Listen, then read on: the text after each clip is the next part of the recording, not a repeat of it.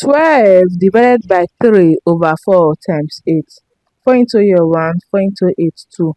Then we are left with 12 divided by 3 times 2. 12 divided by 3 will give us 4. Then we have 4 times 2.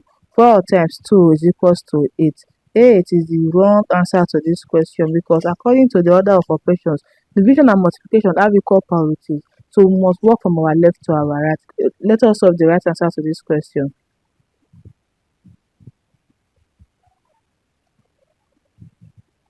First of all, we are going to work with 12 divided by 3 over 4 using KCF. K stands for keep, C stands for change, and F stands for flip.